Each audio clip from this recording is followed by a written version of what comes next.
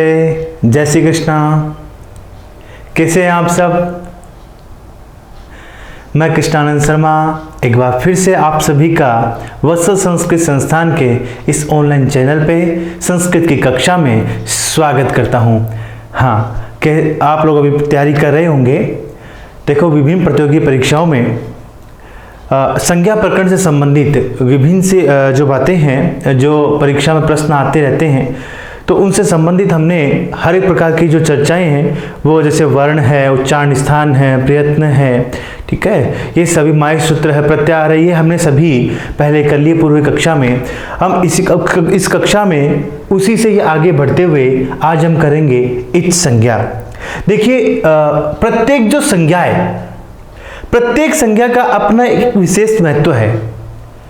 किसी भी संज्ञा का करने का या उस संज्ञा को प्रयोग में लेने का एक विशेष उद्देश्य होता है। उस उद्देश्य के कारण से ही वो संज्ञा होती है।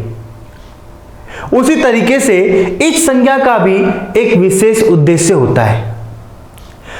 छोटी सी बात है, जैसे हम कोई भी काम कर लेते हैं, इति शुभमस्तु, है ना, इति श्री, इस तरीके से जब हम इत करते हैं तो वो इति जो है वो संपूर्णता का द्योतक है, पूर्णता का द्योतक है, समाप्ति की ओर जाता है। वैसे इत संज्ञा में जो इत है वो भी हमें यही बताता है। जिसकी इत संज्ञा होती है उसका क्या होता है? लोप होता है। तो इसका विशेष महत्व है। जो भी इत संज्ञक क्या होती है? जिसकी इत संज्ञा, ठीक है, जिसकी इत संज्ञा होती है वो क्या होता है? इत संज्ञक होता है। वो वर्ण क्या होता है? इत संज्ञक। और इत संज्ञक वर्णों का क्या हो जाता है? लोप होता है। अभी लोप कैसे होता है, लोप क्या है, उसके बारे में हम जानेंगे। सबसे पहले तो हमें यह जानना है कि ये इत संज्ञा विधायक जो सूत्र हैं वो कितने हैं, वो कहां कहां करते हैं, ठीक है। आओ, तो सबसे पहले हम यही जानते हैं। देखिए, इत संज्ञक विधायक जो सूत्र है उनमें 6 सूत्र हैं। 6 सूत्रों में उपदेशे अजनुनासिक इत हलंत्यम, ठीक है, और उसके बाद में आदिनि टुद्वय, आदिनि टुड्व के बाद में आपका श प्रत्यय, फिर आपका चुटु, चुटु के बाद में लसक को तद्धिते। ये 6 तो हैं आपके सूत्र, और एक वार्तिक। वार्तिक आपके सिलेबस में है भी नहीं, इसलिए उसके बारे में ज़्यादा चर्चा करने की आवश्यकता नहीं है। हम जो सारगर्भित है, जो परीक्षा में पूछे जा सकते हैं, उस सभी के बारे में चर्चा करते हुए आगे बढ़ेंगे। तो सबसे पहले हम करेंगे उपदेशे अजनुनासिक इत। यह देखो, एक सामान्य चर्चा एक बार अपन 6 की कर लेते हैं, ताकि तुलनात्मक रूप से हमें इनका अध्ययन हो सके, तुलनात्मक रूप से हम जान सकें कि कौन सा सूत्र कहां इत संज्ञा करता है, ठीक है। देखिए, इत संज्ञा जिसकी होगी उसका क्या हो जाएगा? तस्य लोप से लोप हो जाता है। यहां पे लोप के बारे में कहा जाता है कि लोप जो है वो होता है अदर्शनम लोप है, अर्थात प्रसक्तस्य आदर्शनम इति लोपः। जो सामने विद्यमान है परंतु फिर भी दिखाई ना दे, वो क्या है? लोप है। समझ गए? तो उस संज्ञा का क्या विशेष महत्व है वो जानने के लिए हम जब एक एक करेंगे तब हमें अच्छे से समझ में आएगा। सबसे पहले तो एक बार जान लेते हैं उपदेशे अजनुनासिक इत। देखो, उपदेश अवस्था में जब जो अंतिम अच है, उस अंतिम अच जो अनुनासिक हो, उस अनुनासिक की क्या हो जाती है? उस अनुनासिक अच की इस संज्ञा होती है। तो इसको हम इस तरीके से कर लेते हैं, अंतिम अनुनासिक अच की तुलनात्मक रूप से, तो हम इस तरीके से करें, अंतिम अनुनासिक अच की इत संज्ञा होती है, ठीक है। और वहीं पे हलंत्यम जो है वो भी क्या करता है? अंतिम क्या ही करता है, परंतु अंतिम में भी एक विशेष है। ये कहता है कि अंतिम हल की इस संज्ञा होती है। हल वर्ण समझ गए ना, यानी व्यंजन। हल का मतलब व्यंजन। तो अंतिम हल वर्ण की इत संज्ञा कौन सा सूत्र करता है? आपका हलंत्यम करता है। देखो, ढंग से समझना हर एक चीज। आपको देखने के बाद में अपने जो अपन इसके बारे में चर्चा करेंगे उसके आपकी सारी जिज्ञासा, शंका सब दूर हो जाएगी। आप बस ध्यान से सुने, हर एक चीज को समझें, ठीक है। फिर है आदिनि टुड्वय। देखो यहां, अब देखो ये तो दोनों क्या है? अंत में अंतिम अनुनासिक अच और अंतिम हल की संज्ञा। ठीक है। अब यहां से जो है प्रारंभ, आदि का प्रारंभ, आदि आदि यानी प्रारंभ, अब पहले वालों की इस संज्ञा होगी। जैसे आदि टू डू है, ये कहता है कि धातु के प्रारंभ में जो है, धातु के प्रारंभ में, अब प्रारंभ में क्या क्या है, धातु के प्रारंभ में एक तो है टू, एक है डे और ये है ना, केवल टू और डू। देखो ये क्या है, जो डू है, डू के स्थान पर ही क्या हुआ है, डू का दो होने के कारण से ओ के स्थान पर आवादेश हो गया, अयादि होने के कारण से, ठीक है। तो वही है, धातु के प्रारंभ में टू व डू की इच संज्ञा होती है। धातु के प्रारंभ में स्थित टू और डू की क्या करता है, इच संज्ञा करता है, ठीक है। फिर है स प्रत्यय, विशेष चर्चा हम आगे करेंगे एक बार सामान्य तरीके से, ताकि ये याद रहे कि कौन सा प्रारंभ में करता है, कौन सा धातु संबंधित है, कौन सा किससे संबंधित है। अब देखिए स प्रत्यय, ये जो स प्रत्यय है ये प्रत्यय से संबंधित, प्रत्यय के प्रारंभ में, प्रत्यय के प्रारंभ में स्थित श की इच संज्ञा करता है। किसकी संज्ञा करता है, स की। कहा, जैसे सब प्रत्यय में श है, शाकन में श है, ये हम आगे और भी अच्छे से विवरण पढ़ेंगे। चुटू, चुटू भी क्या करता है, प्रत्यय के आदि में स्थित, आदि में स्थित ट वर्ग और च वर्ग, चुटू है ना, तो च वर्ग और ट वर्ग की, च वर्ग व ट वर्ग की इच संज्ञा होती है। कौन सूत्र से, चुटू से।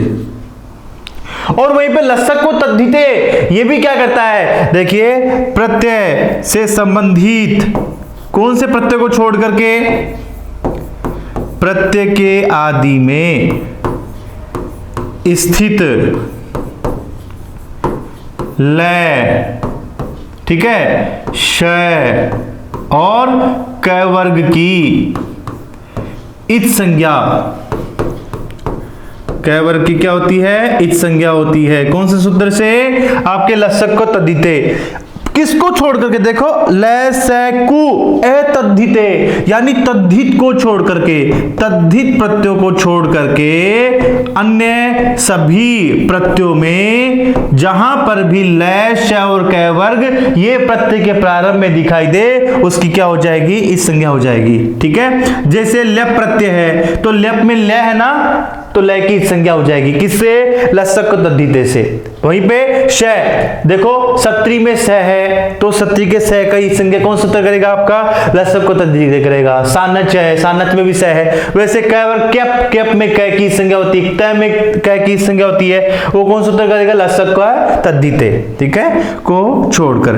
तो ये एक सामान्य सी बात है, ये आपको अलग से बताने का उद्देश्य ये, ताकि आप तुलनात्मक रूप से इसका ज्ञान ग्रहण कर सके कि कौन सा उपदेश, उपदेश क्या है ये भी हम आगे जानेंगे। उपदेश का अर्थ होता है आद्योच्चारणम, आद्योच्चारण क्या है, कौन से सूत्रों में आता है, हम सभी जानेंगे। एक बार देखो, केवल तुलनात्मक रूप से अंतिम अनुनासिक इच की, अच की संज्ञा उपदेश से, अनुनासिक इच से, अंतिम हल वर्ण यानी व्यंजन की संज्ञा हलंत्यम से। अब धातु के प्रारंभ में, धातु से संबंधित एक ही है, कौन सा है, आदि री टू डू है, प्रारंभ में धातु के आदि में टू और डू की इच संज्ञा करता है। और वहीं पे प्रत्यय के प्रारंभ में स्थित श की संज्ञा कौन सा करेगा, श प्रत्यय से। प्रत्यय के आदि में स्थित च वर्ग और ट वर्ग की संज्ञा कौन सूत्र करेगा, आपका चुटू। और वहीं पे प्रत्यय के आदि में स्थित ल श और क वर्ग की संज्ञा कौन सूत्र करेगा, लसक व तद्धिते। समझ गए, यहां तक कोई समस्या है, एकदम सामान्यतः हमने जान लिया। अब हम विस्तार से सबसे पहले पढ़ते हैं उपदेशे अजनुनासिक इत। देखो ये क्या कह रहा है, ये कहता है कि उपदेश अवस्था में, कौन सी अवस्था में, उपदेश, उपदेश अवस्था में उपदेशे अनुनासिक अचः, अनुनासिक अच की इत संज्ञा भवति, अनुनासिक जो अच है उसकी संज्ञा होती है। अब यहाँ पे ये कह रहा है कि उपदेश में, अब ये उपदेश हमें थोड़ा सा जान लेना चाहिए। उपदेश के बारे में क्या परीक्षा में प्रश्न भी आ जाता है, अभी भी 2-3 बार प्रश्न परीक्षा में पूछा जा चुका है। उपदेश है तो उपदेश क्या है, आओ एक बार देख लेते हैं। उपदेश के बारे में कहता है उपदेशे आद्योच्चारणम, उपदेशे आद्योच्चारणम। ये वैसे मैंने आपको पहले भी बताया हो, मैंने उच्चारणम।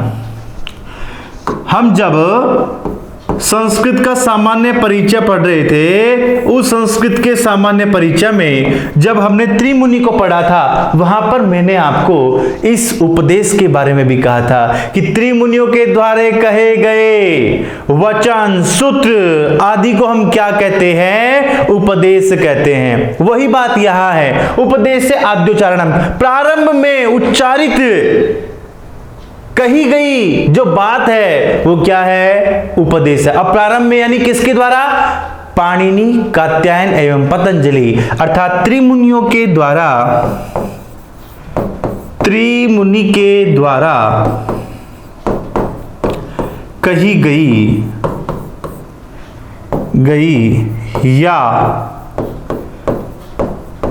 उच्चारित विषय वस्तु या सूत्र आदि, वो सब के सब क्या है, उपदेश है। उपदेश के विषय में यहां श्लोक के माध्यम से भी समझाया गया, हमारे सिद्धांत कौमुदी में भी समझाया गया है। पतंजलि महोदय ने महाभाष्य में लिखा, क्या लिखा, धातु सूत्र गणोनादि वाक्य लिंगानुशासनम आगम प्रत्यादेश उपदेश प्रकीर्तिता। देखो कौन कौन से धातु सूत्र से संबंधित, धातु, सूत्र, पाठ, गण पाठ, वाक्य, लिंगानुशासन, आगम, आदेश, ठीक है, प्रत्यय, इनसे संबंधित जो भी सूत्र और उसके बारे में जो भी बात कही गई है, इसके स्थान पर यह होगा, है ना। यहां ये आगम किया जाए, इस सूत्र से इसकी संज्ञा होगी। इस तरीके की जो विशिष्ट बात जो सूत्रों के माध्यम से पाणिनि, कात्यायन और पतंजलि महोदय ने कही है, वही आप्त है, वही सही है, उसमें अलग से हमें कुछ करने की आवश्यकता नहीं है। वो क्या है, उपदेश है। जैसे वेदों के वचन आप्त होते हैं, उसमें कोई परिवर्तन नहीं होता, वैसे ही व्याकरण में, संस्कृत की व्याकरण में जो त्रिमुनि के द्वारा कहा गया है वही सत्य है और वही सार्वभौमिक है, इसलिए उसमें कोई परिवर्तन करने की आवश्यकता नहीं है। उन्हें कहते हैं उपदेश, ठीक है। तो उपदेश से आद्योच्चारणम, तो पाणिनि महोदय के द्वारा जो कही गई बात है, उन्होंने जिन जिन के लिए कहा है, वैसे उससे संबंधित अनुनासिक अच की क्या होती है, इस संज्ञा होती है। अब यहां पे देखो अनुनासिक अच कौन सा होता है, देखो ये मैंने आपको पहले भी बताया था, जब हम वर्ण कर रहे थे वहां पर वर्णों में हमने जो अनुनासिक और अननुनासिक उसके बारे में भी पढ़ा था कि प्रत्येक स्वर अनुनासिक भी होता है और प्रत्येक स्वर अननुनासिक भी होता है, और उसी के आधार पर हमने ए के, ई के, ऊ के, री के, इनके 18 भेद किए थे ना। तो वैसे ही देखो यहां पर वो कह रहा है कि उस अनुनासिक अच की क्या हो जाए, इस संज्ञा हो जाए। पाणिनि महोदय के समय में कहते हैं कि वहां उस समय पे स्वर अनुनासिक हुआ करते थे, ऐसी अवस्था में जब अनुनासिक स्वर हो तो उसकी क्या हो जाए, इस संज्ञा हो जाए। परंतु फिर भी आज अपने संदर्भ में जहां आपको ऐसा लगे, देखो जब भी अंतिम कोई स्वर है, अंतिम स्वर है या फिर उस स्वर के साथ में कोई अनुनासिक वर्ण है, ऐसी अवस्था में उस स्वर की इस संज्ञा करनी हो तो वो कौन सा सूत्र हो जाएगा, उपदेश से अजनुनासिक इत, इस सूत्र ही करेगा। जैसे कत्वतु है, कत्वतु तो में अंत में क्या है, त्वतु, ये है ना। अब इसमें अंत में देखो ऊ है, ये ऊ हमें चाहिए नहीं, कत्वतु में हम इसको बोलते क्या है वैसे, त्वतु बोलते हैं, लेकिन आपकी सामान्य भाषा में आपको बताने के लिए कत्वतु बोल रहा हूं, ठीक है। बाकी है क्या, त्वतु। कह जो है वो एकदम ही उसका उच्चारण जैसे अपन कहते हैं ना अंग्रेजी में साइलेंट, वैसे साइलेंट की तरह है ना, इसका उच्चारण होता त्वतु, ठीक है।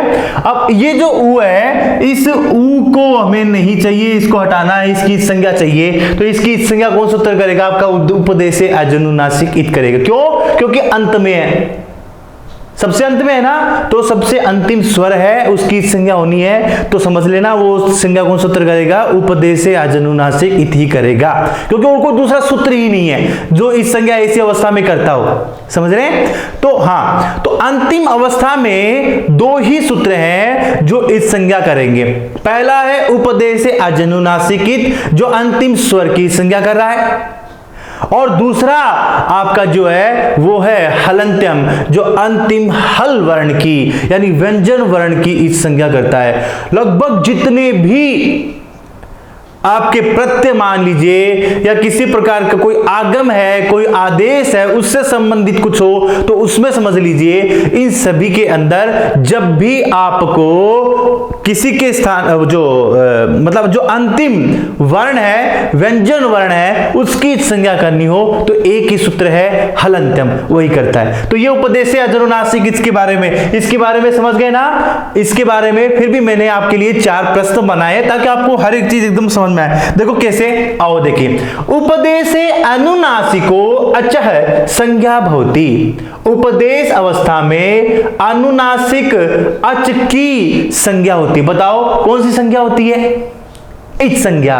उपदेश अजनुनासिक इत। देखो यहां पे क्या है, थोड़ा सा हमें इस तरीके से सोचने की बात हो जाती है। अनुनासिक को तो ज्यादा दिमाग लगाने की आवश्यकता नहीं है, जो चीज जैसे है उसको वैसे समझो।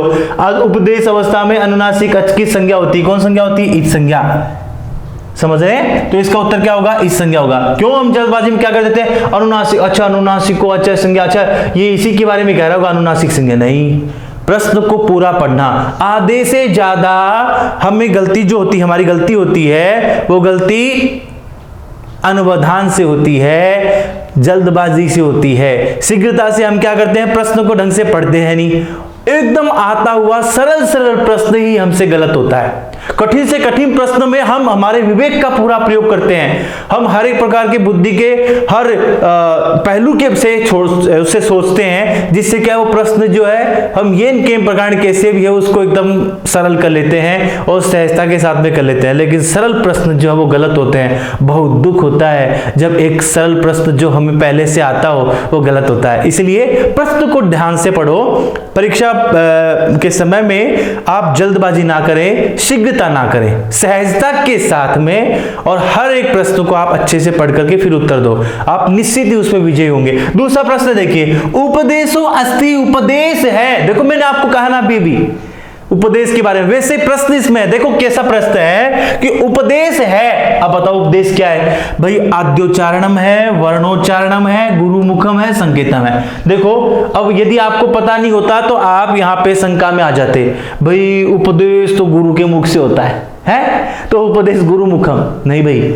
संस्कृत में उपदेश का मतलब होता है आद्योच्चारणम, यानी त्रिमुनि के द्वारा कहे गए जो वचन है वही उपदेश है।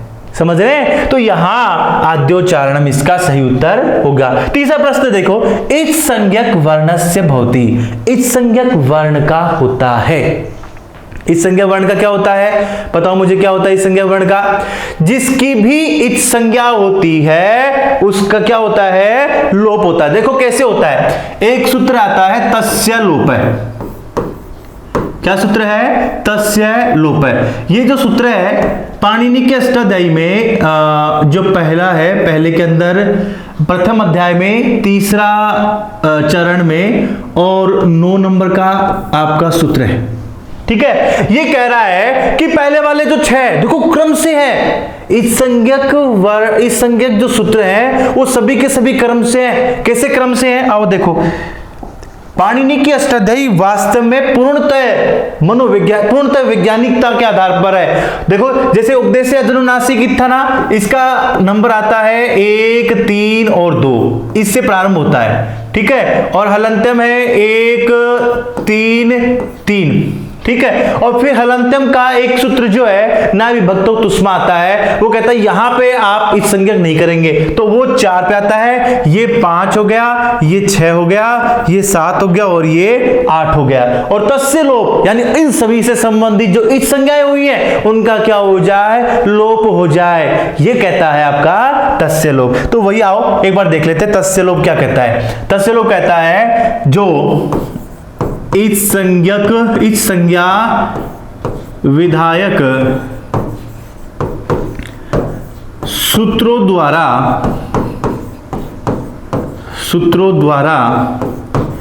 की गई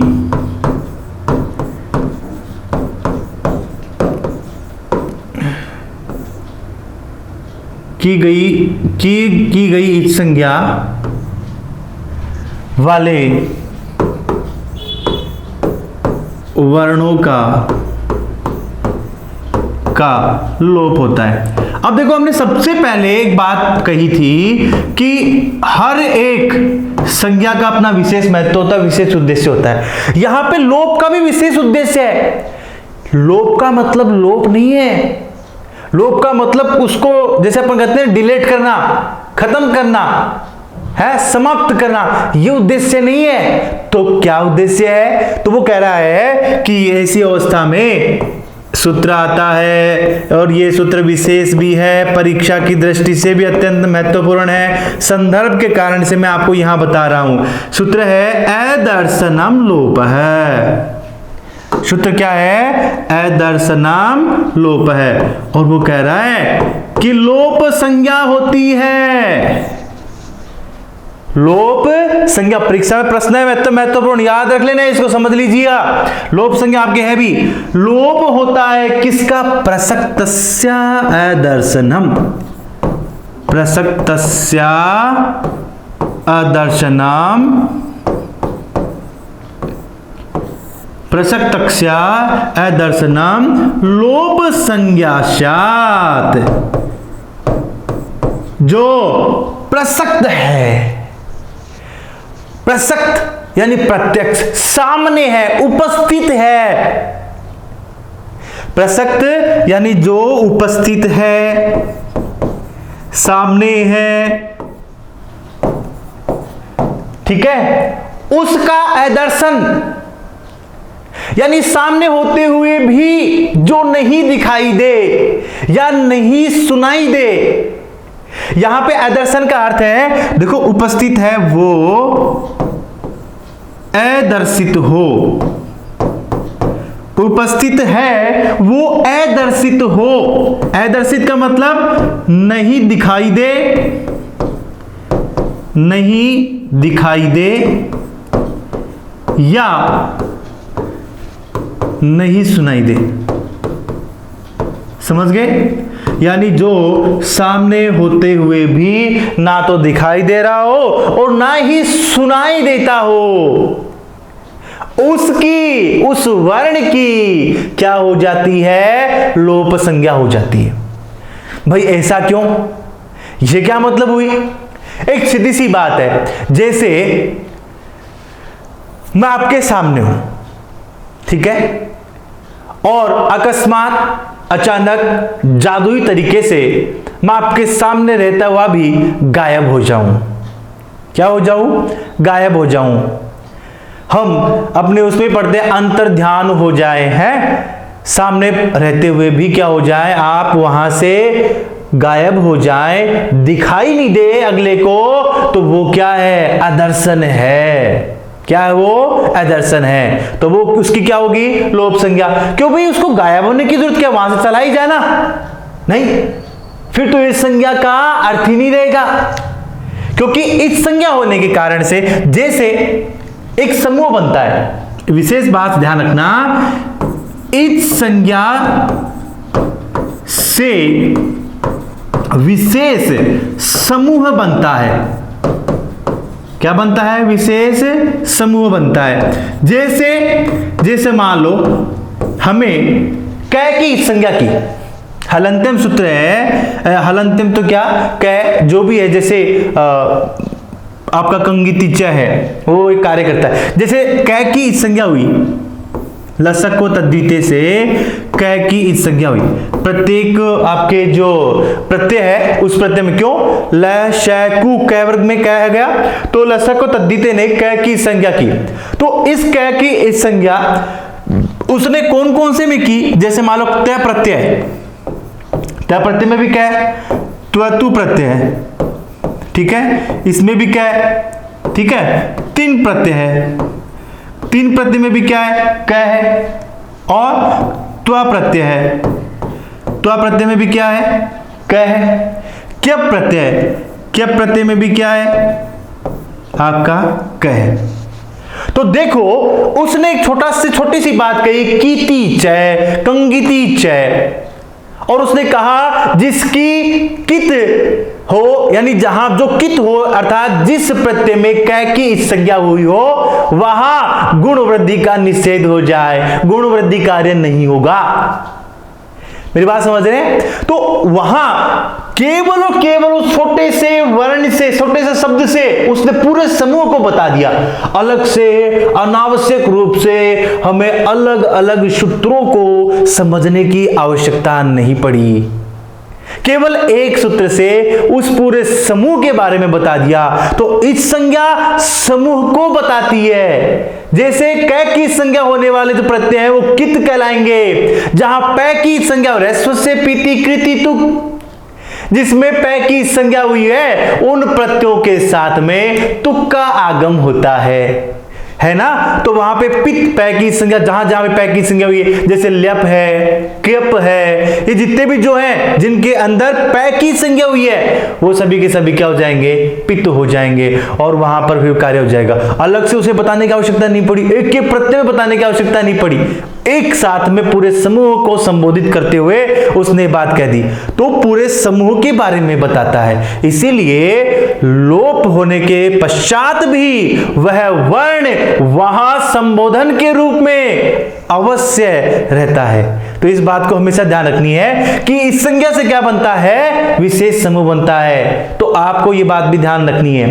अदर्शनम, देखो परीक्षा में ऐसा कैसा प्रश्न आ सकता है, जैसे प्रसक्तस्य, ठीक है, अदर्शनम भवति, प्रसक्तस्य अदर्शनम है, और फिर वहां पे कह देगा अनुनासिक, संयोग, ठीक है, संहिता और लोप। तो आपको क्या बताना है, लोप। समझ रहे हैं? इस तरीके के क्या प्रश्न आ सकते हैं, तो वो आपको ध्यान रखना है। आइए हम आगे बढ़ते हैं। अब हम करते हैं हलन्त्यम सूत्र। यह अत्यंत विशिष्ट सूत्र है। मैं क्या कह रहा हूं, अत्यंत विशिष्ट सूत्र है इस संज्ञा के विषय में। इस संज्ञा में सर्वाधिक यदि कार्य कोई सूत्र करता है या जिसका विस्तृत बहुत बड़ी भूमिका है इस संज्ञा में, अधिकांश है जो इस संज्ञा करता है अंतिम हल वर्ण की, वो कौन सा है आपका, हलन्त्यम। समझ रहे हैं? तो हलन्त्यम वर्ण का बहुत बड़ा व्यापक कार्य है, समझ गए? तो आओ वही देखते हैं। हलन्त्यम कहता है उपदेशे अंत्य हल इस संज्ञम शात, उपदेशे अंत्य हल, हल है। देखो आपके सरल भाषा में, ताकि आपको समझने में आवश्यकता, देखो हल की षष्ठी भक्ति होगी, ठीक है, तो हल है इत संज्ञा शात, इत संज्ञा होती है उपदेश अवस्था में। अब जहां पे उपदेश लिख दिया उसने, इसका मतलब हो गया कि ये सभी में है, ऐसा नहीं केवल धातु में है, सभी में, केवल प्रत्यय में ऐसा नहीं, ये सब जगह करेगा। अब ये सूत्र में भी करेगा, आपके आदेश में भी करेगा। क्यों? क्योंकि वो जो सूत्र है, वो सूत्र यही तो कहता है कि उपदेश क्या है। देखो ये रहा, देखो धातु, सूत्र, गण, ठीक है, धातु पाठ, सूत्र पाठ, गण पाठ, वाक्य, लिंगानुशासन, आगम, प्रत्यय, आदेश, इन सभी को क्या कहते हैं, उपदेश कहते हैं। यानी इनसे संबंधित जो कार्य वो उपदेश है। मेरी बात समझ गए? हाँ, तो उस हलन्त्यम का विस्तृत कार्य क्षेत्र है, वो हर जगह करेगा। कहां? जो भी अंतिम हल है, जो भी अंतिम हल है और उसकी हमें इच संज्ञा करने की आवश्यकता है, तो वहां हलंत्यम सूत्र ही क्या करेगा, इच संज्ञा करेगा। ठीक है, तो हलंत्यम। अब देखिए जैसे कैसे करता है, जैसे छोटी सी बात है, एक प्रत्यय है क्यप, क्या है, क्यप है। अब क्यप में बसता क्या है, यह बसता है, पता ही होगा आपको, नहीं है तो हम आगे और पढ़ेंगे। इस क्यप में हमें केवल केवल क्या बचाना है, यह, इस कै की भी संज्ञा करनी है और इस पै की भी संज्ञा करनी है। कै की संज्ञा लस्य को तद्धिते करता है क्योंकि प्रारंभ में है, और वहां पे यहां पे जो पै है वो क्या कहे, अंतिम हल है। कौन सा हल है, अंतिम हल की इच संज्ञा। हल समझ गए ना, व्यंजन, अंतिम हल व्यंजन की इच संज्ञा, इच संज्ञा होती है, ये बात ध्यान रखना। ठीक है, तो यहां पे इस पै की संज्ञा कौन सूत्र करेगा, हलंत्यम करेगा। ठीक है, दूसरा देखिए, जैसे प्रत्यय है आपका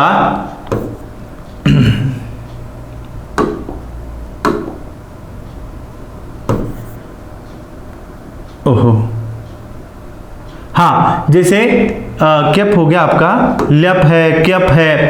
जैसे एक प्रत्यय आता है आपका तद्धित में, क्योंकि कुछ जगह पे तद्धित का नहीं मिलता, और जैसे तद्धित है प्रत्यय, तद्धित में प्रत्यय आता है तमप तरप आते हैं ना, तो तमप और तरप में बसते क्या है, जैसे तमप प्रत्यय में क्या बसता है, तम बसता है। हमें किसकी आवश्यकता नहीं है, पै की, हमें पै की संज्ञा करनी है, तो पै की संज्ञा कौन सूत्र करेगा, हलंत्यम करेगा।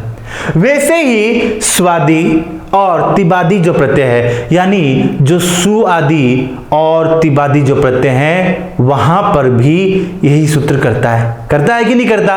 परंतु इसके बारे में एक ऐसा सूत्र है जो इसको बांध देता है कि नहीं भैया बस यहां छोड़ देना, बाकी तो तेरा काम कर लेना, यहां इस जगह पे तो तेरा काम नहीं करेगा, बाकी तेरे को जो करना वो कर, यहां मैं नहीं करने दूंगा। वो सूत्र कौन सा है, नय विभक्तौ तुष्मा, क्योंकि इसका कार्य विभक्ति से संबंधित भी है कि नहीं है ना। जैसे देखो, जैसे ओट है, सु औ जस, अम औट शश, क्या आया, ओट। अब ओट में ये टै है, इस टै की हमें आवश्यकता नहीं होती, हम इससे का लोप कर देते हैं, कौन सूत्र से, हलंत्यम से। सुप,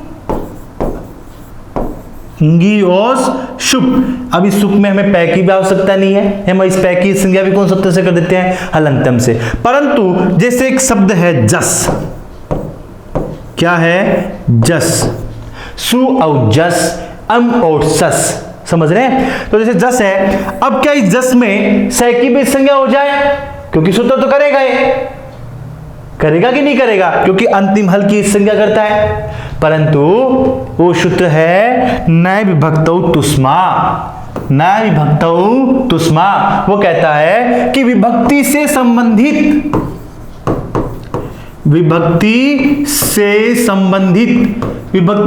का अर्थ क्या हुआ भाई, है भाई, विभक्ति से संबंधित, विभक्ति से संबंधित का अर्थ क्या हुआ, देखो, विभक्ति, स्वादि विभक्ति और तिबादी, समझ रहे हैं, जिसकी पद संज्ञा होती है, तो वो सु औ जस अमोट सस टाभ्याम 20 जिनसे शब्द रूप बनते हैं, और जिनसे क्या, तिबादी से क्या आती, तिप तस्जी, सिप थस्त है, मिप बस मस, ठीक है ना, ये है ना, इनसे क्या बनते हैं, आपके धातु रूप बनते हैं। पठती, पठता, पठंती, पठसी, पठता, पठत, पठामी, पठावे, पठामे, ये तो क्या है, धातु रूप जो तिबादी आदि प्रत्ययों से बनते हैं। राम रामो रामा, रामम रामो रामान, इनसे, ये किनसे बनते हैं, आपके स्वादि प्रत्ययों से बनते हैं। सु औ जस अम और सस टाभ्याम 20। तो ये कह रहा है कि विभक्तियों से संबंधित, इन विभक्तियों से संबंधित प्रत्यय, क्योंकि प्रत्यय तो है, इन विभक्तियों से संबंधित प्रत्यय में कहां देखो, तू, शय और मैं। तू का मतलब तय वर्ग। देखो मैंने आपको कहा था कि जिस भी वर्ग के प्रथम वर्ण के नीचे छोटे ऊ की मात्रा लगी हुई हो वो अपने पूरे वर्ग को बताता है। समझ गए? जैसे तय है तो इस तय के नीचे ऊ की मात्रा लगाते हैं तो यहां इसका मतलब हो गया पूरा का पूरा तय वर्ग। तो विभक्ति से संबंधित प्रत्यय में स्थित त वर्ग, ठीक है, और श व मैं की इत संज्ञा नहीं होती।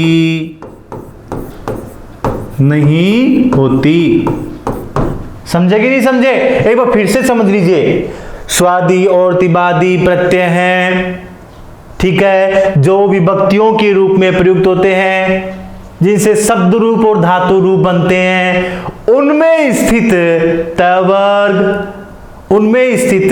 तवर्ग श और मैं की इत संज्ञा नहीं होती। समझ रहे हैं? जैसे देखिए, जैसे सु औ जस, जस में अंत में क्या है? श है। यदि हमें ये सूत्र नहीं रोकता तो हम इस जस के स का भी लोप कर देते, इस संज्ञा कर देते, और इस संज्ञा होती क्या हो जाती? लोप हो जाता। तो जहां राम धन जस और इस जस से जो आपका जस का जो स्थान पे होता आदेश हो जाता, और यहाँ पे जो अंतिम जो स है इस स के स्थान पे विसर्ग होता है, वो विसर्ग फिर हमें प्राप्त नहीं हो पाता। यदि विसर्ग का लोप होता तो स्थिति केवल रामा रह जाती। राम है, रामो रामा, ये नहीं बन पाता। समझ गए मेरी बात? तो इसलिए इस स के लिए हमें सूत्र ने रोका कि इस स की आप क्या नहीं करोगे? इस संज्ञा नहीं करोगे। समझ रहे? वैसे ही अम और सस है ना, जैसे राम के साथ में हमने क्या प्रत्यय लगाया? अमी पूर्व से पूर्व रूप, पहला ए और ए मिल गए, दोनों क्या बनेगा? राम। यही तो बनता है, राम रामो रामा रामम, रामौ रामान, तो रामम बना ना। तो यदि ये हमें सूत्र नहीं रोकता तो ये स्थिति भी हमें प्राप्त नहीं हो पाती, केवल राम ही रह जाता। इसीलिए इस सूत्र में रोका। वैसे ही देखो, अब ये कह रहा है तीसरा तय वर्ग की, देखो सह ले लिया हमने, मैं ले लिया तय वर्ग का। देखो तय वर्ग का, जैसे उंगस ओ शाम हो गया, इसमें भी स है ना, और तिप तस जी, अब तस में भी क्या है? स है आपका, तस में भी क्या है? श है। इस स में भी हमें रोक दिया इसने, तो इस स का लोप हमें नहीं करना, तो हमने नहीं किया। तो क्या बनता? जैसे पठती पठत, अब ये तय तो आ गया और आगे स है, इसलिए इसका क्या हो गया? विसर्ग। यही कारण है, देखो द्विवचन में क्या आया? विसर्ग आता। पठती पठत है, पठंती। समझ रहे हैं? हाँ, तो ये आपका सूत्र है न विभक्तौ तुष्मा, जो में विभक्ति से संबंधित जो स्वादि और तिबादी है उस प्रत्यय में स्थित जो तय वर्ग है और श और मैं की इस संज्ञा करने से रोकता है। समझ रहे हैं? तो ये हुई आपकी हलंत्यम प्रत्यय।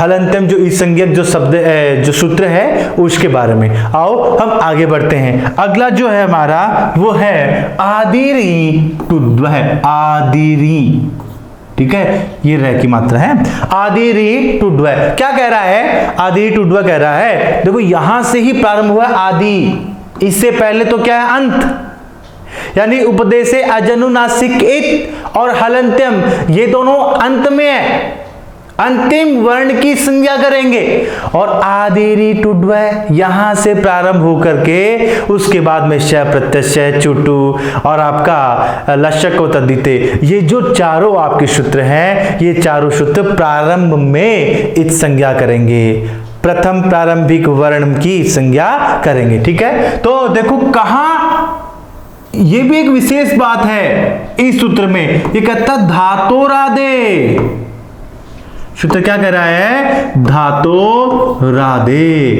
धातु के आदि में, धातु के आदि में स्थित, धातोरादे स्थित है क्या क्या, ई, टू और डू, ई, टू और डू की इच संज्ञा होती है। देखो किस किस वर्ण की संज्ञा बता रहा है, 3 वर्णों की संज्ञा बता रहा है। कौन कौन से, आपका धातु के प्रारंभ में, धातु आदि का क्या हो गया, धातु के प्रारंभ में, धातु यानी क्रिया, जैसे पठ, लिख, हस, नुम, क्रीड, धाव, ये सभी क्या है, धातु है। धातु के प्रारंभ में स्थित ई, टू और डू की क्या होती है, इच संज्ञा होती है। समझ रहे? जैसे देखो एक धातु है ई भी, धातु क्या है, ई भी। यहां पे हमें धातु के रूप में, जिसके साथ में हम क्रिया करके, तुबादी प्रत्ययों का प्रयोग करके और हमारी जो तिबादी जो शब्द है वो हम बनाते हैं, यानी धातु रूप है वो बनाते हैं, तो उसके लिए हमें केवल शुद्ध रूप के लिए क्या चाहिए, भी चाहिए। हमें इस ई की आवश्यकता नहीं है, लेकिन इत होने के कारण से इससे संबंधित कार्य भी हमें करने हैं, इसीलिए मूल रूप से तो क्या है, ये ई भी है। अब हमें किसकी आवश्यकता नहीं है, ई की आवश्यकता नहीं है। कौन सूत्र है, आदिरी टुड है। ये कह रहा है कि धातु के प्रारंभ में, देखो धातु के प्रारंभ में है ना, तो धातु के प्रारंभ में स्थित किसकी, ई, टू और डू की क्या हो जाती है, इस संज्ञा हो जाती है। तो ई भी की, ई की इस संज्ञा हो जाएगी, क्या बचेगा, भी किसकी संज्ञा करेगा, ई की संज्ञा करेगा। ठीक है। दूसरा, डुक्रिय एक धातु होती है। क्री धातु का मूल रूप से क्या है, डुक्रिय। क्री धातु मूल रूप से क्या है, डुक्रिय धातु है। ठीक है। तो इस डुक्रिय धातु में ये की संज्ञा तो कौन सूत्र करता है, हलंत्यम। मैंने कहा ना, अंतिम हल वर्ण की तो इस संज्ञा हमेशा कौन सा करेगा, हलंत्यम ही करेगा। लेकिन प्रारंभ में जो डू है इसकी भी संज्ञा होती है, इसकी इस संज्ञा आपका कौन सूत्र करेगा, आदिरी टुड्व, क्योंकि धातु के आदि में होने के कारण से इसमें बस्ती क्या है, क्री। समझ रहे हैं। तीसरा आपका है टू, टू नदी धातु। धातु मूल रूप से है टू नदी, जिससे नद के रूप चलते हैं। समझ रहे हैं। तो टुंडी जो धातु है इसमें अंतिम ई की इस संज्ञा, बताओ स्वर है ना, ई स्वर की संज्ञा कौन सूत्र करेगा, उपदेश अजनुनासिकित। समझ रहे हैं। तो उपदेश अजनुनासिकित ने क्या कर दी, ई की संज्ञा कर दी। और प्रारंभ में जो टू है इसकी भी हमें आवश्यकता नहीं है, इसकी भी हमें इस संज्ञा करनी है। कौन सा सूत्र करेगा, आदिरी टुड्व। तो क्या बच्चा, नद के शब्द के रूप चलते हैं ना, नदह, नदी, ये बनते हैं। पुल्लिंग में नदह बनता है, स्त्रीलिंग में नदी बनती है। तो ये हो गया टू नदी। तो धातु से संबंधित, धातु के प्रारंभ में स्थित ई, टू और डू की इस संज्ञा होती कौन से सूत्र से, आपके आदिरी टुड्व। ये धातु राधे आपको याद रखना है परीक्षा में, ये धातु के संबंधित। देखो वो क्या कर देगा, वो इस तरीके से प्रश्न बना सकता है। क्या प्रश्न बनाएगा, आदिरी टुड्व है, इत्यनेन इस संज्ञा भवति, इससे इस संज्ञा होती है। और फिर वो कह देगा, है ना, धातोर अवसाने, धातु के अंत में। समझ रहे हैं। धातुरादे या धातु के प्रारंभ में, प्रत्यादौ प्रत्यय के प्रारंभ में। समझ रहे हैं। और वहीं पे अंत्य हल, अब यहां पे आपको समझना है कौन सा आएगा, धातुरादे, धातु के प्रारंभ में। तो ऐसा प्रश्न बन सकता है, इसलिए इसको हमेशा पढ़ो तो सारगर्भी तरीके से हर एक बात को जिज्ञासा परख कि ये क्यों आ रहा है, इसका क्या कारण है, इस शब्द को ही क्यों लिया है। ऐसे यदि हम सोच के पढ़ेंगे तो निश्चित तौर पे किसी प्रकार की कोई समस्या नहीं आएगी। समझ रहे हैं। रट्टा पट्टी से नहीं, समझ के काम करो। हाँ, तो हम आगे बढ़ते हैं। अगला जो सूत्र हमारा वो है सप्रत्यय। कौन सूत्र है, सप्रत्यय। ये सूत्र क्या कहता है, ये सूत्र कहता है, देखो यहां से प्रत्यय संबंधित हो गए। क्या कह रहा है, अभी तो धातु के बारे, धातु से संबंधित एक ही है, आदिरी टुड्व, वो ही धातु संबंधित कर रहा है। अब इसके बाद में सप्रत्यय से चुटू और आपका अंतिम जो लसक को तद्धित है, ये सभी प्रत्यय संबंधित है। ये कह रहा है प्रत्यय के श की इच संज्ञा होती है। प्रत्यय के स की इच संज्ञा होती है और वो कहां होगा? प्रत्यय के प्रारंभ में। क्यों प्रत्यय के प्रारंभ में क्यों होगा? क्योंकि यदि अंत में होगा तब तो हलंतम करेगा, यदि अंत में होगा तब तो हलंतम ही करेगा, क्योंकि वो उसका, मैंने कहा ना, उसका क्षेत्र व्यापक है, बहुत बड़ा क्षेत्र है, वो विस्तृत तरीके से करेगा। लेकिन यदि केवल प्रत्यय संबंधित ही है और प्रत्यय में भी प्रारंभ में यदि स है तो उस स भी कौन सा? मूर्धन्य श। स भी कौन सा? मूर्धन्य श। यदि ये है तो इसकी संज्ञा कौन सूत्र से करेंगे? शह प्रत्यय से करेंगे। जैसे देखो एक शप प्रत्यय आता है, हाँ वही, इस शब्द में फै बसता, फिर आय नहीं, ये फै ड ख छ गाम प्रत्यादि नाम, फै के स्थान पर आदेश होता है, ठीक है। ये अपने सून शफ। अब इसमें हमें किसकी आवश्यकता नहीं है? इस स की आवश्यकता नहीं है, इसका हमें क्या करना है? लोप। तो इस श का लोप कौन से सूत्र से हो जाएगा? आपका श प्रत्यय से। सह प्रत्यक्ष से इस सह का क्या हो जाएगा? लोप हो जाएगा। वैसे ही सून प्रत्यय, सून में हमें आवश्यकता केवल किसकी है? स की है, वू की है, तो न आपका हलंतम से गया। मैंने कहा ना, यदि अंत में कोई भी है उसकी यदि इस संज्ञा करनी है अंतिम व्यंजन की, तो हम हमेशा हलंतम से करेंगे और इस स की संज्ञा कौन सूत्र से जाएगी? आपकी श प्रत्यय से। समझ गए? तो शाकन प्रत्यय, एक प्रत्यय और देखो, जैसे शाकन है तो इस शाकन में भी आपको केवल आग बचाना है, न की संज्ञा हो जाएगी और श की संज्ञा, स की संज्ञा कौन सूत्र करेगा? आपका शह प्रत्यय से। क्यों? क्योंकि ये प्रत्यय के प्रारंभ में है। प्रत्यय के प्रारंभ में जब भी स होगा मूर्धन्य श, उसकी इच संज्ञा हमेशा श प्रत्यय से सूत्र ही करेगा, ठीक है। तो ये आपका हो गया स प्रत्यय से। यहां से मैंने कहा ना, ये आगे के अंतिम जो तीनों है, स प्रत्यय से, चुटू और लशक को तद्धिते, इन तीनों में हमेशा प्रत्यय के संबंधित ही इच संज्ञा होगी, ठीक है। तो आओ देखते हैं अगला, ये रहा अपना चुटू। इस चुटू में कह रहा है प्रत्यादौ, प्रत्यय के आदि में स्थित, ठीक है। क्या क्या? चुटू च वर्ग, ठीक है, और ट वर्ग, ट वर्ग की इच संज्ञा होती है। सर ये आप ना प्रत्यादौ धातुरादय ये तो लिखते हो संस्कृत में और बाकी आप ऐसे लिख देते हो, ऐसा क्यों भाई? क्योंकि ये जो है ये क्या ऐसा कैसा आपको प्रश्न पत्र में प्रश्न के रूप में देखना मिल सकता है, इसीलिए इसको इसी तरीके से समझो। फिर इसका हिंदी अर्थ कर लो, प्रत्यय के आदि में स्थित, प्रत्यय के आदि में स्थित च वर्ग और ट वर्ग की क्या होती है? इस संज्ञा होती है। यहां पे देखो अब च वर्ग के कौन कौन से अक्षर? च छ ज झ य पांचों अक्षर, ट वर्ग के भी पांचों अक्षर, ट ठ ड ढ ण, ठीक है। तो च वर्ग और ट वर्ग की दोनों की क्या होती है? इस संज्ञा। कौन सूत्र करेगा? आपका चुटू। अब देखो कैसे, जैसे देखिए प्रत्यय से प्रारंभ में अपने करने हैं, जैसे टाप प्रत्यय है। कौन सा प्रत्यय है? टाप। स्त्री प्रत्यय का प्रत्यय है टाप। अजा, अस्वा, एडका, है ना, ये सभी के सभी जो बनते हैं उसमें हमें देखो टाप में शेष क्या रहता है? आ शेष रहता है। टाप में क्या शेष रहता है? आ। अब आ शेष रखने के लिए हमें एक तो पै को हटाना और एक इसको टै को हटाना है। तो पै को तो कौन सा है? अंतिम हल है, तो हलंतम ले जाएगा। समझ गए? तो बचा क्या? टा। अब इस टा में जो ट है, इस ट की इस संज्ञा कौन सूत्र कर देगा? आपका चुटू। कौन सूत्र करेगा? चुटू।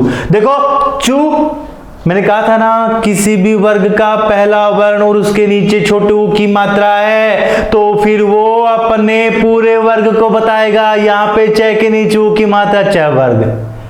सर ये यहां पे तो ऊ की बड़ी मात्रा है, तो बड़ी मात्रा ही आएगी। गुरु गुरु गुरु वह द्विवचन में हमेशा क्या हो जाती है मात्रा, ऊ की मात्रा क्या हो जाती है, बड़ी उकारांत पुल्लिंग में, समझ रहे हैं। तो यहां पे पहले छोटा ही था, लेकिन च को और ट को दोनों को बताने के लिए, द्विवचन में दिखाने के लिए उसने क्या कर दी, बड़ी मात्रा की है, समझ रहे हैं। बाकी ये है क्या, चू और टू ही है, और टू का मतलब ट वर्ग, तो यहां पे टाप हो गया। अब देखिए एक छोटी सी बात, जैसे टाप, डाप, चाप,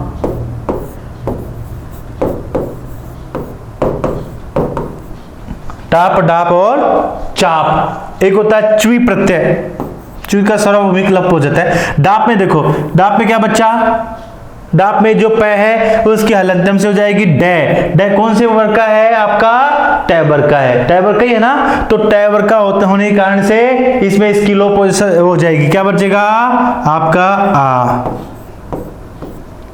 वहीं पे चाप में पै की संज्ञा होगी और च की भी, च का कौन सा कर देगा, चुटू कर देगा, ठीक है। बचेगा क्या, आ। तो ये आपका हो गया चुटू से संबंधित, ठीक है। च और ट वर्ग की इच संज्ञा होती है यदि वे वर्ण कहां हो, प्रत्यय के आरंभ में हो, समझ गए। प्रत्यय के आरंभ में च और ट वर्ग की संज्ञा कौन सूत्र करेगा, चुटू, ठीक है। अब देखिए अपना जो है, जो अपना अंतिम है, अपना लशक को तद्धिते, वही बात प्रत्यादौ, समझ रहे ना। स प्रत्यय से चुटू और आपका लशक को तद्धिते, ये कहां आते हैं, प्रत्यादौ, प्रत्यय के प्रारंभ में, समझ गए, प्रत्यय के प्रारंभ में, प्रत्यय के प्रारंभ में कौन कौन से वर्ण, ल, ठीक है, श और क वर्ग, ल, श और क वर्ग की एक संज्ञा होती है, कौन से सूत्र से, लस्व का तद्धिते, समझ रहे। देखो ये महत्वपूर्ण सूत्र है, आपको प्रत्यय के अंदर, हमारे जो परीक्षा के अंदर जो प्रत्यय हैं, जैसे शुरुआत से ही हम शुरुआत प्रारंभ करते हैं, तव्यत, अनियर, ठीक है। अनियर के बाद में आता सत्री, शानच, ल्यप, यत, ये जो प्रत्यय आते, क्यप है ना, और आपका अण्यत है, इन देखो सब में अंदर। अब अण्यत है, अण्यत अणुमूल जो है, अब उसमें तो क्या है, अणय है, अणुमूल, अण्यत, इनमें तो क्या है, अणय है। अब अणय कौन से अक्षर, कौन सा वर्ग का पांचवा अक्षर है, आपका ट वर्ग का पंचम अक्षर है।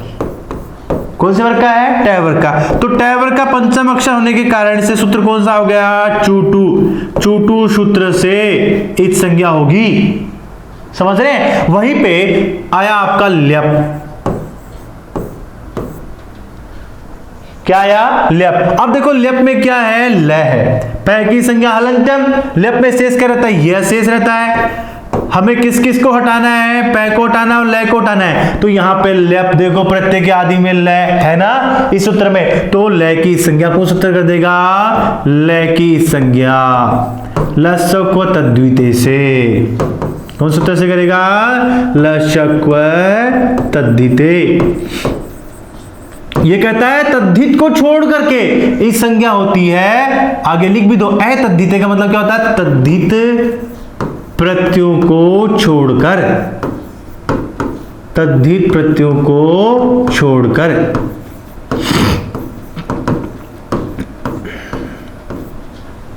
जिन तद्धित प्रत्ययों को छोड़ा जाता है वो तद्धित प्रत्यय हमारे सिलेबस में ही नहीं है, समझ रहे हैं। इसलिए आप तो जो है सीधा समझो, प्रत्यय के प्रारंभ में ल, श और क वर्ग की क्या होती है, इस संज्ञा।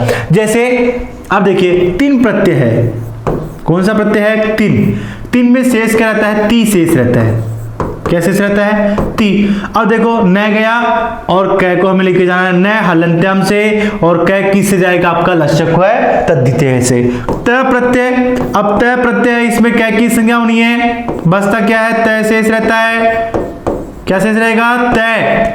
हमें क्या हटाना है, क को हटाना है, कौन सा सूत्र करेगा, लसक्व तद्धिते।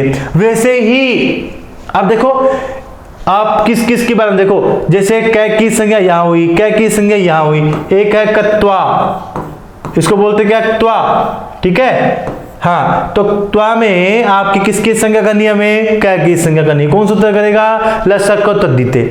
जैसे इन सभी में, जैसे त है, त्वतु है, त्वा है, तिन है, इन सभी में कै की संज्ञा हुई। इसी कारण से इन्हें क्या कहा जाता है, कित। क्या कहा जाता है, कित। जिसमें पै की संज्ञा होती है उसे क्या कहा जाता है, पित। तो वो क्या करता है, हमारे जो अष्टाध्यायी में जो हमारे पाणिनि महोदय है, उन्होंने क्या किया, इस पूरे के पूरे समूह को बता दिया कि जिन प्रत्ययों में कै की संज्ञा हुई अर्थात कित हो, वहां आप क्या नहीं करें, गुण वृद्धि नहीं करें, गुण वृद्धि का निषेध कर दिया। अब गुण वृद्धि कहां कहां देखो, आपको तय प्रत्यय में भी नहीं मिलेगी, त्वतु प्रत्यय में भी नहीं मिलेगी, आपको तिन में भी नहीं मिलेगी, आपको त्वा में भी नहीं मिलेगी, किसी में भी नहीं मिलती। समझ रहे? तो समूह को बताने के लिए एक कार्य सभी सार्वभौमिक रूप से सबके अंदर विद्यमान करने के लिए उन्होंने इस संज्ञा को बनाया। इसी कारण से वो कहते हैं कि जिसकी इच संज्ञा होती है उसका लोप होता है, और लोप का अर्थ ये नहीं है कि वो वहां से नष्ट हो गया, उसका विनाश हो गया, नहीं, उसका विनाश नहीं होता, वो वहां विद्यमान है, बस हमें दिखाई नहीं दे रहा है। प्रसक्तस्यो अदर्शनम, प्रसक्तो अदर्शनम, यानी जो सामने विद्यमान है, उपस्थित है, परंतु उसे देखा नहीं जा रहा है, उसे सुना नहीं जा रहा है, वही क्या है, लोप है। समझ गए? तो इसी स्थिति में अब देखो, वो कहता है विनाश हो जाता, फिर तो ना तो कित बन पाता ना पित बन पाता। तो उस समूह को बताने के लिए ही क्या बनाई, आपकी इच संज्ञा है बनाई। तो ये है हमारे इच संज्ञक सूत्र, ठीक है। एक वार्तिक भी आता है जो कि है इर इच संज्ञा वाच्या, वार्तिक है, आपके सिलेबस में नहीं है किसी प्रकार का, परंतु मान लो ऐसा आ जाएगी संज्ञक संबंधित कति सूत्र और कति मान लो वार्तिक भी आ जाए, इससे अलग जाए, वैसे आता नहीं है परीक्षा में, परंतु फिर भी ये क्या कहता है कि इर, जो ये इर है इसकी भी क्या होती है, इस संज्ञा होती है, धातु से संबंधित। किससे संबंधित हो, धातु से संबंधित। ये क्या परीक्षा पूछने वाली प्रश्न नहीं है, इसलिए जो है हम इसके बारे में ज्यादा चर्चा नहीं करेंगे, ठीक है। तो ये हुई हमारे इस संज्ञक जो अपने सूत्र है उनके बारे में विशेष चर्चा। इससे संबंधित जो भी प्रश्न बनते हैं वो सभी प्रश्न जो परीक्षा की दृष्टि से अत्यंत महत्वपूर्ण हैं, वो सभी भी आपको शीघ्र मिल जाएंगे। अतः आप गहनता के साथ में अध्ययन करें और अपना उन प्रश्नों को देख करके आप स्वमूल्यांकन करें कि आपने कितनी गहराई से तैयारी की है। देखिए, आप जिस तरीके की परीक्षा दे रहे हैं उसमें आपका जो प्रतियोगी स्तर है उस स्तर को नापना बहुत जरूरी होता है, क्योंकि लाखों लोग बैठते हैं, उसमें से चंद लोग, ठीक है, उनका जो है चयन होता है। तो हमें उन चयन में उन चंद लोगों के अंदर जो है शामिल होने के लिए अपना जो अध्ययन है उसे गहन तो करना ही होगा,